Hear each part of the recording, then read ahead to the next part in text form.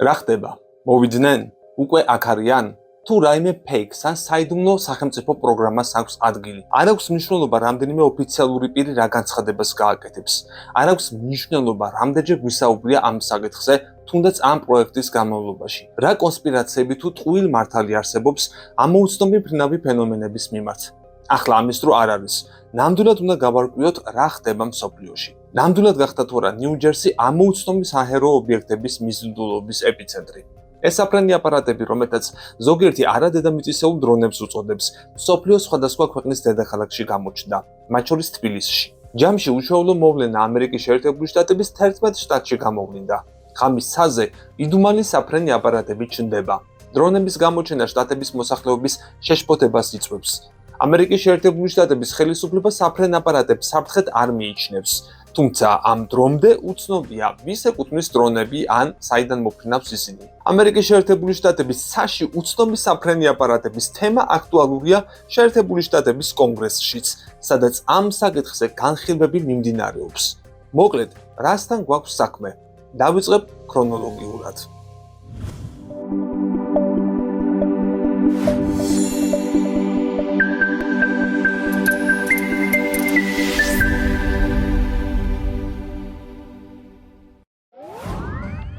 იდუმალი დრონები ან თვითმფრინავები ან შესაძლოა არამიწერი ჯაშუშური ხომალდები. ასე მოიხსენებენ ამ ანომალიის ფრინველები, ოფიციალური პირები და ამოს მოყვარულები.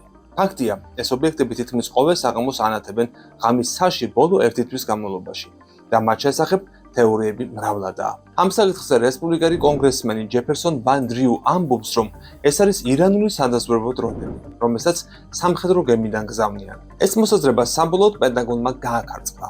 ოფიციალური უწყების ცნობით, არავითარი ირანული გემი ამერიკის ახლო-მახლო არ მოძრაობდა და ამ საფრენი აპარატების გამოჩენის ტრაექტორიაც დაუდგენელია. ფილადელფიის ადგილობრივ ფოქსის ტელესადგურთან ინტერვიუში გენერალ-მაიორმა ჯეიმს პოსმა, რომელიც საჰაერო ძალებიდან გადადგა და ახლა კონსულტანტი და დაზვერვის ექსპერტია, შემდეგი რამ თქვა: ეს არის ალბათ ის, რასაც ჩვენ ვეძახით იგივე ელექტრონულ ვერტიკალურ ასაფრენ და სადესადო თვითმფრინავს. მათთვის პოპულარული სახელია მფრინავი მანქანები. თავდაპირველად ოფიციალური ფედერალური პირები ამბობდნენ, რომ აქ სანახავი არაფერია. ცოტა მოგვიანებით რიტორიკა შეიცვალა. FBI-მ ფრთხილად აღიარა, რომ ბრჭყალებში უეჭველად საქმე გვაქვს უპილოტო თვითმფრინავებთან, იგივე დრონებთან, რომელიც ნიუ-ჯერსის თავზე დაფრინავდა და რომ ეს იყო დაუდგენელი, რადგან მათ საკმარისი ახსნა არ აქვთ. შემდგომ ბრიფინგი გამართა პენტაგონის პრესმდივანმა, გენერალ-მაიორმა პეტ რაიდერმა. მან სანამ ჟურნალისტები ამ საკითხზე კითხვას დასვამდნენ, პასუხი დაასრო. ვიცი, რომ თქვენ გაქვთ დრონების შესახებ შეკითხვა. ნება მომეცით დავაკმაყოფილო თქვენი ინტერესი. ამერიკაში მილიონზე მეტი საფრენი აპარატია რეგისტრირებული. დღეს ქვეყნის მასშტაბით დაახლოებით 8500 ფრენა იყო. მათი დიდი უმრავლესობა რადარებზე დაფიქსირებულია, როგორც დედამიწაზე შექმნილი სამხედრო, სამოქალაქო თუ რეკრეაციული საავიაციო მოწყობილობა. თუმცა, რაც სხვებმა შენიშნეს მოქალაქეებმა, ჟურნალისტებმა, მათ შორის საჰაერო დაზვერვის სამსახურებმა, რადარებზე ვერ დაფიქსირდა. შესაბამისად, საქმე გვაქვს უცნაურ ანომალიასთან. ამ ეტაპზე ღიად ვერაფერს ვიტყვით, თუმცა გიდასტურებთ, რომ ვფრთხილობთ. მაღალი ალბათობით მათი ფრენის ტრაექტორიიდან გამომდინარე და მოულოდნელად გაჩენა გაქრობის გათვალისწინებით არ ჰგავს დედამიწისეულ ჩვენთვის ცნობილ ხომალდებს.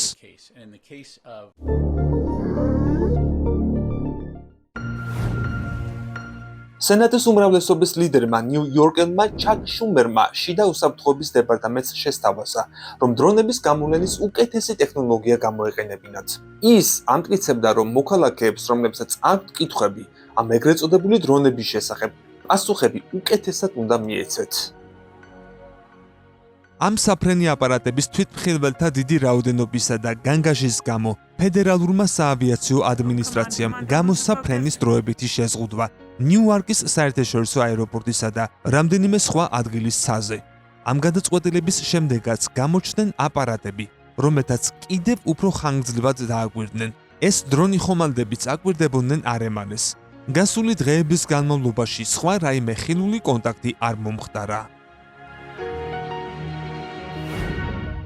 უფოლოგები ამტკიცებენ, რომ უცხოპლანეტელები ნიუ-ჯერსის სტუმრობენ სხვა ვარსკვლავური სისტემებიდან. ეს დასკვნა მრავალმხრივ და დეტალურად ანალიზს არ ექვემდებარება, მხოლოდ მოსაზრება უფოლოგიის მიმდევართა მხრიდან. თუმცა, თავად საფრენი აპარატები მათი უცნაური ვიზუალიდან, ფრენის ტრაექტორიიდან, ჩვენთვის ცნობილი ფიზიკის კანონების დარღვევიდან და სხვა ანომალიური ქცევიდან გამომდინარე, ნამდვილად აძლევენ უფოლოგებსა და კონსპიროლოგებს მსგავსი მოსაზრების გამოთქმის საშუალებას. კოსმოსური მანძილის მასშტაბი. სანამ უშუალოდ ეგრეთ წოდებულ ანომალიურ დრონებს დავუბრუნდები, ნებამომეცით შეგახსენოთ სამყაროს ზომა, რომელიც ფაქტობრივად განუზომელია. ჩვენ სამეცნიერო მტკიცებაზე დაფუძნებით ვიცით, რომ სიცოცხლის სამშენებლო ბლოკები საერთოა მთელ კოსმოსში. ეს ყველაფერი ნათელია სპექტროსკოპიიდან, ჩვენს მზის სისტემაში აღმოჩენილი ნაერთებიდან და galaktikis შესწავლიდან. მაგრამ უახლოესი ვარსკვლავებიც კი წარმოუდგენლად შორს არიან ჩვენგან.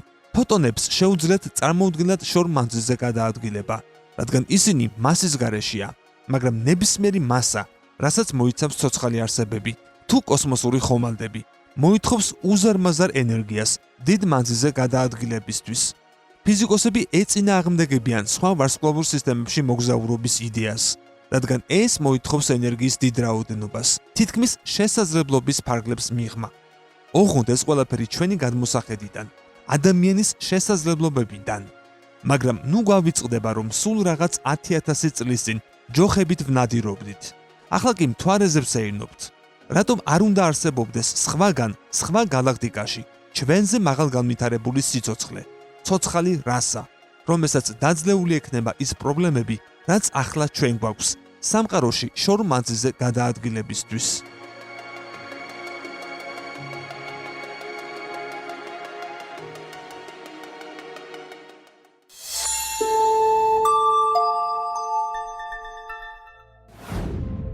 ამერიკის არჩეულმა პრეზიდენტმა დონალდ ტრამპმაც ითქვა, რომ რაღაც უცნაური ხდება. ჩვენმა სამხედროებმა იციან ყველაფერი, საიდან მოვიდნენ ისინი და სად მიდიან. თავრობამ იცის ყველაფერი, რატომღაც მათ არ სურთ ამაზე საუბარი. მე ვფიქრობ, რომ სჯობს თქვან რა არის. ჩვენმა სამხედროებმაც იციან და ჩვენმა პრეზიდენტმაც. თუმცა ისინი აფერხებენ, რომ ეს ინფორმაცია ხალხამდე მივიდეს. რომ წარმოვიდგინოთ, რომ მტრების ხომალდებია, მაშინ მას ჩამოაგდებდნენ. თუ რაიმე ამოუცნობია, მაინც ჩამოაგდებდნენ. თუ რაიმეს თავად აკეთებენ ასე დაუფარავად, ნამდვილად რაღაც უცნაური ხდება. ფაქტია, რომ ამის შესახებ არ უნდათ ხალხს უთხრან. ამ დროს ხალხი 1000 რამეს ფიქრობს და აღელვებულია. მე პირადად ამის გამო ჩემი მოგზაურობაც კი შევაჩერე. უამრავი მოსაზრება იყო, რომ ეს არის მიდამო სკანირების, თვალთვალის, კონტროლის ახალი სისტემები, მაგრამ თუ ჯაშუშურ მოწყობილობებთან გვაქვს საქმე, მაშინ რატომ ასე ხილულად? რატომ არ გვაკვირდებიან უფრო მაღლიდან და ისე, რომ შეუმჩნეველი იყოს ადამიანებისთვის? რა თქმა უნდა, ამერიკის დაზვერვის საკითხი ყოველგვარ სახაზრსაა მოკლებული. თუ უცხო სახელმწიფოს ეკუთვნის ეს საფრენი აპარატები, მაშინ რატომ მოუწოდებენ მოქალაქეებსა და სამხედროებს ოფიციალური პირები, რომ არ შეეხოთ, არ გაეკარონ, არ ჩამოაგდონ? ამერიკაში ეს უცნაურობები 2024 წლის ნოემბრიდან დაიწყო. ჯერ ნიუ-ჯერსის ცენტრში, შემდეგ მდინარე რარიტარის გასწვრივ განლაგდნენ ეს საფრენი აპარატები. ამის შემდეგ ჩრდილოეთით მაღალმთიან ზონებში. შემდეგ მონმუთის ოლქში, სადაც ადგილობრივმა შერიფმა Fox News განუცხადა, რომ მიიღო მკაცრი ბრძანება, არავითარი ზომები არ მიიღო პოლიციას, არანაირი კონტაქტი, არანაირი სროლა. ეგრეთ წოდებული დრონები გამოჩნდნენ პაინ ბარენსში, სტეიტ აილენდში და ბრონქსში. გამოქვეყნებული ვიდეოებით შეგვიძლია ვთქვათ, რომ ეს ყველაფერი შემაძრწუნებელია. როდესაც ათასობით ადამიანმა დაიწყო მტკიცება, რომ ხედავდნენ უცნაურ თვითმფრინავებს, რომელთაგან ზოგიერთი მანქანის ზომის იყო, ოფიციალური პირები დაბრკოლდნენ. როდესაც მათი შესწავლა ახლოდან სცადეს, პოლიციის დრონებით ისინი თითქოს გაქრნენ.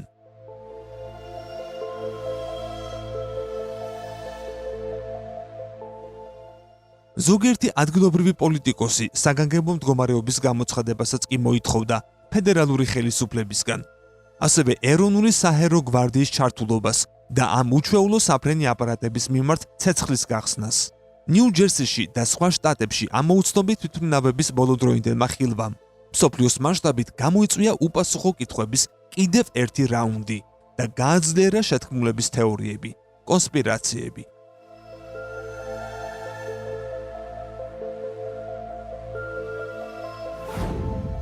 ამერიკის შეერთებული შტატების სახელმწიფო სადაზვერვო სამსახურები, საჰერო უსაფრთხოების ორგანიზაციები და UAP-ების შემსწავლელი სამსახური AARO უკვე იკვლევს ამ საკითხს. თუმცა უცნობია მათი პირველადი შეფასებები.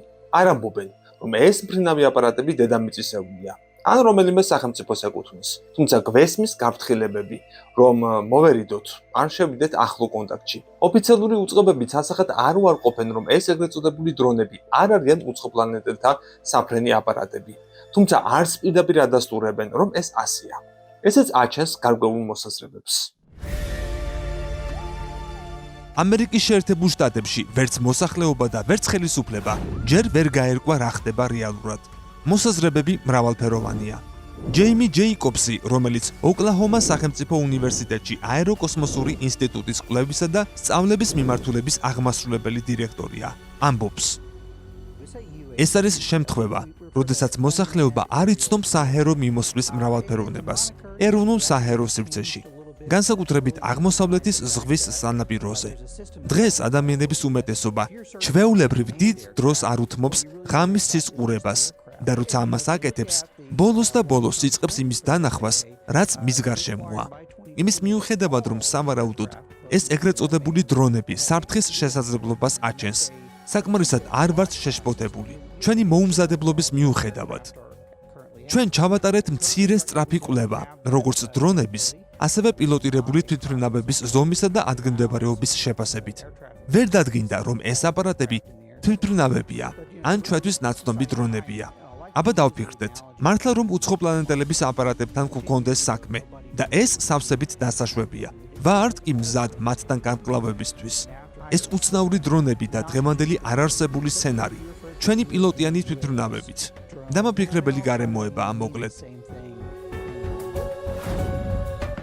ჯეიკობსი ასევე მაინც არ გამორიცხავს, რომ ეს დრონები დედამიწისეულია. თუ ეს ასეა, მისივე თქმით, მაშინ მას ამერიკის შეერთებული შტატების ფედერალური საავიაციო ადმინისტრაციის შესაბამისი ნებართვა უნდა ჰქონდეს. წინააღმდეგ შემთხვევაში სახელმწიფო ვალდებულია ისინი ჩამოყაროს. იცის კი მეტი მთავრობამ.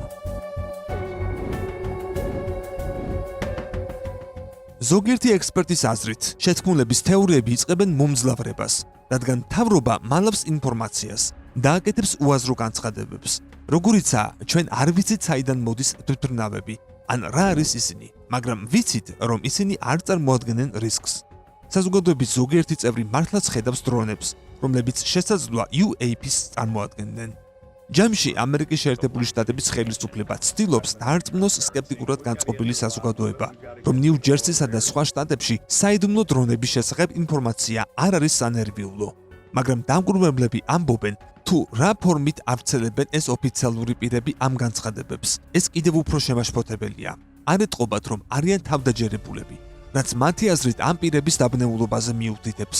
თავის მხრივ კი დაბნეულობა საშიშროებაზე. მაგრამ რა ტიპის საშიშროებაზე? დედამიწელების ომზე თუ კოსმოსის მასშტაბის შეტევაზე? ამ დროს ხომ ყველა დედამიწისეული პრობლემა არაფრად მოგვეჩვენება.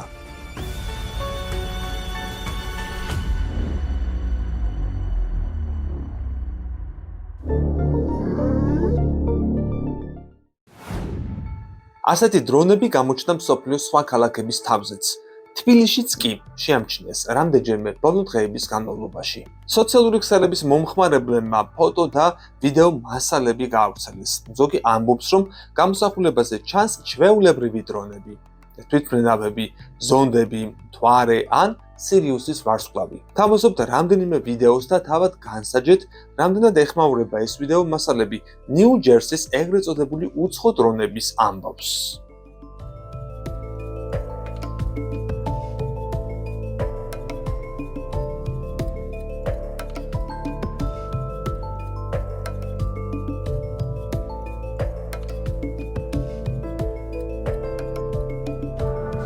შეხედეთ სადა ამასო